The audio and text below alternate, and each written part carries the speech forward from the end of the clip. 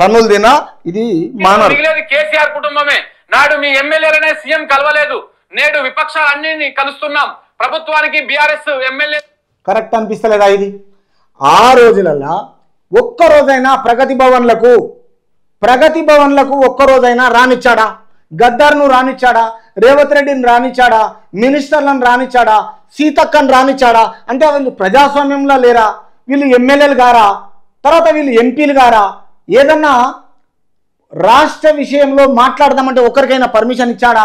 ఇది నిజాం సర్కార్ పాలన. ఔరంగజేబు 300 సంవత్సరాల కింద చేసిన ఔరంగజేబు కంటే అన్యాయంగా ఘోరంగా తెలంగాణ రాష్ట్రాన్ని నిలువున ముంచేసి ఈరోజు హెలికాప్టర్లు ఫామ్ హౌజులు కొన్న ఘనత ఇలది. వీళ్ళ దగ్గర వీళ్ళ కుక్క బిస్కెట్లకు అలవాటు పడ్డ యూట్యూబ్ ఛానల్ అక్రెడిటేషన్ లేకుండా ఎవరు అడగరు నన్ను అని పెద్ద హీరోల లెక్క మాట్లాడుతారు. బిడ్డ మీ టైం వస్తుంది, ఆగండి. లాస్ట్కి వస్తే వాళ్ళ 5 మంది కుటుంబ పరిపాలన ఎట్లుంటుందో తిరిగి మీరిగిన అదే ఉంటారు. మీ ఛానల్లో మీరు ఒక్కసారి వినండి, బాగా ఆలోచన చేయండి. కాపాడుకుంటాం అంటున్నారు. పేడి మూతోడు దూరం పెరిగినట్టు పెరిగినోడు కాళేశ్వరాన్ని కూల్చారు. ఇది ఒక మాట, ముఖ్యమంత్రి మాట్లాడాల్సినట్టు మాట. మరి నీకే స్థాయి లేనప్పుడు నువ్వే సీఎంని అడుగుతున్నావు. అని ఇప్పుడు వాళ్ళు అడుగుతున్నారు, ఆయనకు నిజంగా మిసాలు లేవు. పేడి మూతోడు అంటే తప్పేముందల్లా? పోనీ మాజీ సీఎం చంద్రశేఖర్ గారు రెండా అన్నాడు ఒక ప్రైమ్ మినిస్టర్ను పట్టుకొని, అది తప్పు కదా? అంటే దాన్ని విమర్శించరు. వీళ్ళ బూట్లు నాకుతాడు వీడు. చూడు ఎట్లా మాట్లాడతాడు. అదే పేడి మూతోడు అంటే ఇప్పుడు బేసిక్ గా మీసాలు లేని వాళ్ళని పేడి మూతోడు అంటారు ఊర్లల్లో. అంటే ఇప్పుడు కేటీఆర్ ని ఆయన బాడీ షేమింగ్ చేస్తా ఉన్నాడు అనమాట. మరి వీళ్ళు కూడా మాట్లాడొచ్చుగా, నువ్వు పొట్టోనివిరా, 2 ఫీట్లోనివిరా, 3 ఫీట్లోనివి.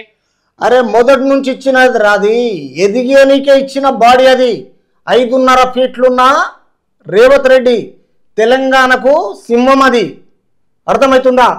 లాస్ట్ AK-47 లాంటి 10 సంవత్సరాల అధికారంలో ఉంటాడు. మీకు దమ్మున్నది చేసుకోమంటున్నాడు.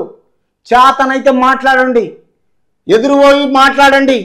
ఇక్కడ ఛానళ్ళల్లో కాదు, ఒక రూమ్లో ఒక చిన్న ప్రొజెక్టర్ పెట్టుకొని, ఒక ఎడిటర్ను పెట్టుకొని, ఒక కెమెరామెన్ పెట్టుకొని మాట్లాడడం కాదురా. కరెక్ట్గా దమ్ముంటే మాట్లాడండి అని చెప్పేసి వీళ్ళు మాట్లాడొచ్చు. మరి ఇక ఆయన మాట్లాడి ఇంకొకరికి అవకాశం ఇస్తా ఉన్నాడు. ఇక దూరం పెరిగినట్టు పెరిగినాడు అంటేనేమో హరీష్ రావుని కించపరిచే విధంగా. హరీష్ రావు అని లేదా మాట, దూలం పెరిగినట్టని వీని నోటితో అంటున్నాడు. అంటే ఈ నెల పైసలు ఇయ్యనంటున్నాడు, అందుకే తిరిగి విమర్శిస్తున్నాడు. ఆలోచన చేయండి మీరు. తెలంగాణ రాష్ట్ర ప్రజలు కలిసి కాళేశ్వరాన్ని కూల్చిరంట. కేసీఆర్ ఒక చార్లెస్ శోభరాజ్ అంతర్జాతీయంగా రాష్ట్రం పరువు తీశాడు. బీఆర్ఎస్ బీజేపీ ఒక్కటై వస్తే తెలంగాణ ప్రజలు చెప్పుతో కొడతారు. రియల్గా చెప్పాలనుకుంటే ఇదే కేసీఆర్ మొత్తానికి మనోడు. మోడీ వచ్చినప్పుడు రండా అనలేదా? ప్రోటోకాల్ మెయింటైన్ చేశాడా ఒక్కసారైనా?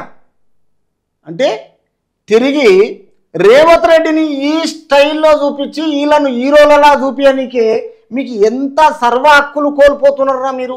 ఎంత బుద్ధి లేదు మీకు? అధికార పార్టీలో ఉన్న సీఎం 18 గంటలు పనిచేసి రాష్ట్ర ప్రజలను ప్రశాంతంగా ఉంచితేనేమో ఇలా చూపిస్తారు.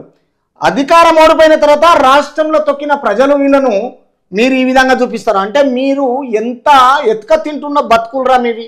వా ఏమున్నారా రాజకీయంతో పెట్టుకుంటున్నారు మీరు.